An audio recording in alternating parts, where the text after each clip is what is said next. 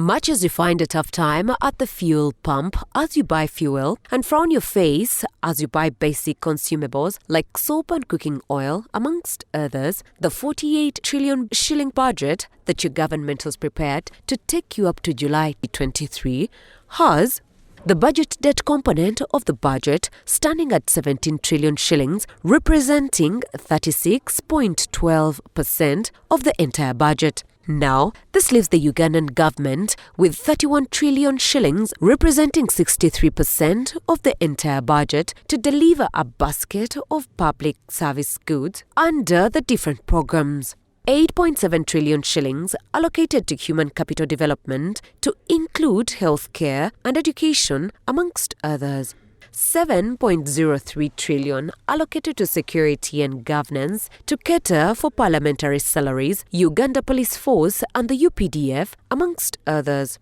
The same budget set aside 4.1 trillion shillings for integrated transport and infrastructural services to cater for the dusty roads and other infrastructure like dams. Sustainable energy and development was allocated 1.6 trillion shillings, while agro-industrialization was allocated 1.2 trillion. David Walakida, an economic analyst, says, unlike the previous budget, whose fiscal measures pointed to lifting the country's economic position out of the COVID-19 shocks, the budget for the coming financial year is blind to the economic crisis of the day, like the increase in commodity prices, amongst others. The composition of the items that build up the price of fuel, the tax component is possibly around less than 40%, possibly lower. So there are aspects around the price of fuel that we need to, and that we often observe, but now maybe have been heightened. And I'm not going to say the Ukraine war, because I've tried to look at our sources of imported fuel, and Russia and Ukraine do not seem to contribute that much.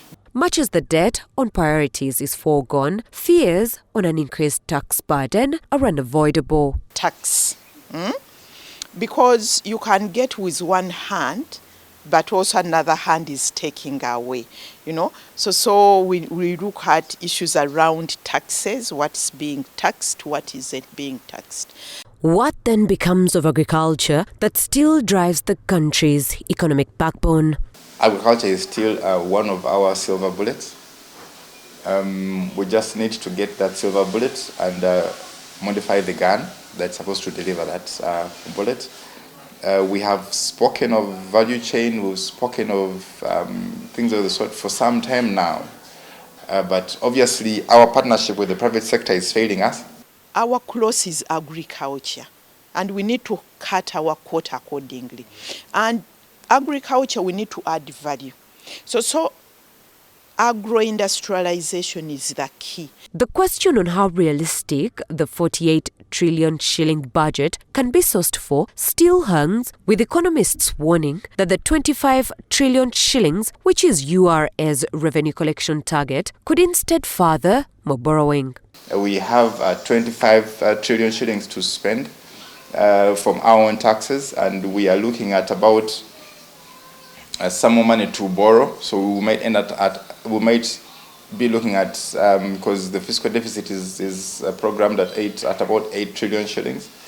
That's how much money we need to figure out where it is going to come from. So when I get 25 trillion plus the deficit that we are looking for, that's what?